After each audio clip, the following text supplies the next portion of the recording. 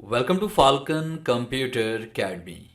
मैं हूं केवल विजय और मैं आज आपको एम एस एक्सेल के अंदर पढ़ाने जा रहा हूं एक छोटा सा फंक्शन जो बड़े काम का है। जैसे कि आपको रिकॉर्ड शीट पे यहाँ पे नज़र आ रहा है कि जो जो स्टॉक हमारे पास यहाँ पे कंप्लीट सेल हो चुका है वहाँ पे ज़ीरो आ रहा है, मगर हम इस ज़ीरो को रिमूव करना चाहते हैं, वो भी फार्मूला के ज़रिए।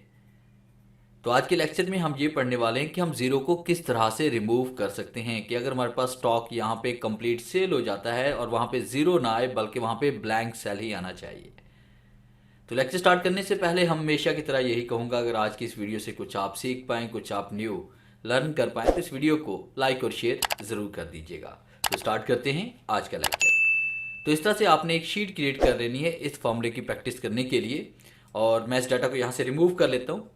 और फिर इसके बाद यहाँ पे नॉर्मली हम लोग क्या करते हैं कि हमारे पास यहाँ पे टोटल ये आइटम्स हैं और उसके बाद ये स्टॉक हमारे पास पड़ा हुआ है और ये हम इसको सेल कर चुके हैं, और बाकी करंट स्टॉक हमारे पास कितना है इज इक्वल टू राइट करते हैं। यहाँ पे हमारे पास जो स्टॉक है वो 107 था और उसमें माइनस कर देते हैं 45 जो हम सोल्ड कर चुके हैं और एंटर प्रेस करते हैं तो यहाँ पे 62 जवाब आ रहा है। इसको जैसे हम ड्रैग करते हैं तो आप देखें कि यहाँ पे जो कंप्लीट स्टॉक सेल हो चुका है वो यहाँ पे जीरो शो करवा रहा है, मगर हम कहते हैं यहाँ पे जब जीरो आए तो जीरो ना आए, ऑटोमेटिक कंप्यूटर इसको ब्लैंक कर दे, खाली कर दे।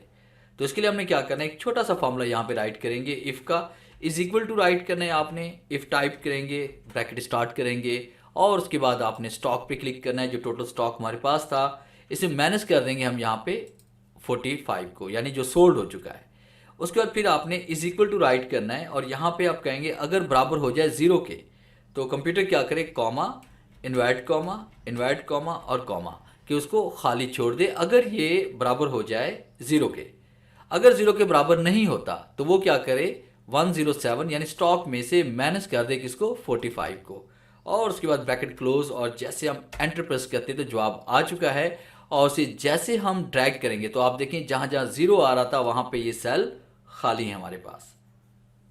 तो उम्मीद है ये छोटा सा फंक्शन आपको कहीं ना कहीं किसी ना किसी शीट में ज़रूर काम आएगा।